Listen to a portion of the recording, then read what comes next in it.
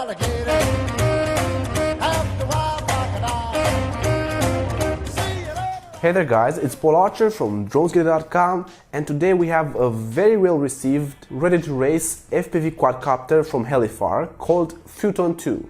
It is probably the newer version of the original 40B Fuuton, and this is actually a total upgrade. This is probably the closest drone to perfection I have flown so far. It is not a beginner quad and has top-notch components, some of the best on the market. Let's see what's in the box. First we have a sheet with all the parts listed and a very well written instruction manual, but no idea why there is this white space here. Whatever. These are the 4 transparent 5048 propellers, the same that come with the 40B X250, which is an amazing drone for the price and pretty cheap too. This is the Pagoda 2 antenna that is actually credited to its inventor, Martin Berth. The bag right here has an on-screen display board with buttons to change the brightness of the camera and stuff, and also come with some sticky pads. Oh, and here is a bag with 4 spare propellers, very useful indeed. There are links in the description if you want to get more. The foam is very sturdy and this box can actually double as a solid transportation case. This is a solid looking quadcopter with unbranded motors apparently. These are 2305 2400 kV. The frame comes with 3K carbon and 4mm arms with extensions at the end to protect the motors. The arms are removable and the screws and bolts used seem to be pretty good quality. These are the individual ESCs that are nicely strapped to the frame. They are 32-bit, 30-amp, D-Shot 1200, which is amazing considering they are individual and not a 4-in-1. Here is the company logo engraved on top. At the bottom we find a very cool battery strap that's actually high quality and a silicone pad that leaves room for removing the screws whenever you want. With this strap and pad you'll be sure that your batteries will stay in place. There's a buzzer over here that should have been glued to the frame, but it seems that mine came undone along the way. I'll probably hot glue it to the frame or use a zip tie. It comes with an XT60 connector that's also good quality, and a really nice touch that says a lot about the detail put into this craft is that the battery wires have electrical tape over the connections to the main board. This is the antenna SMA cable that's put in a very awkward position that I would probably not even recommend for cables that are doing yoga. Seems like it could break off easily or at least just get a pretty bad back pain the day after. Good thing is that the battery is going to be underneath, so it won't directly touch the ground. You can probably also use an omnidirectional cloverleaf antenna, but I actually really like this version of Pagoda. At the bottom of the stack there's the Holybro Kakute F4 AO V2. Whew, well that's a mouthful. And on top we can find a very capable VTX called Atlatl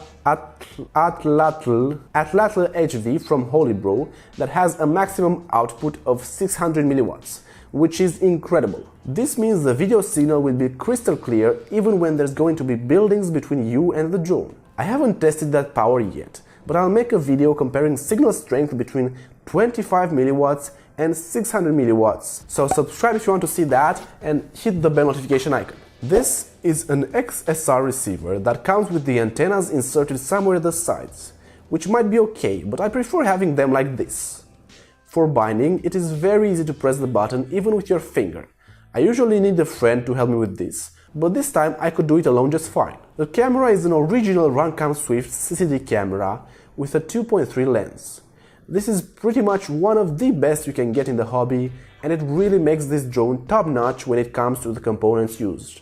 A very nice thing is that the mounting frame for the camera is 3D printed and very sturdy. And thanks to the indent at the top, there is enough space for the camera to move up to 90 degrees, although you wouldn't want that. The drone comes with Betaflight OSD, which is very useful if you want to display information on the goggles like battery life, distance, maximum speed, and so on. The Fuuton 2 can handle even 5S batteries, but I personally keep it lower at 4S. I've even tested it with 3S and it flew just superb.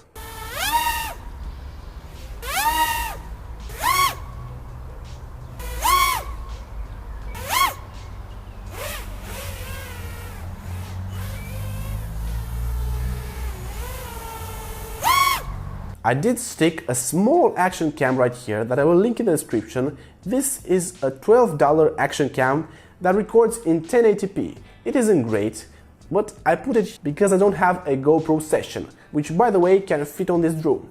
If you want to donate and help me buy a proper camera, then just use the links in the description to buy this drone. Think of it as buying me a coffee with no additional cost to you. In these videos I flew it just with the stock PIDs. I'm not the greatest pilot, so bear with me.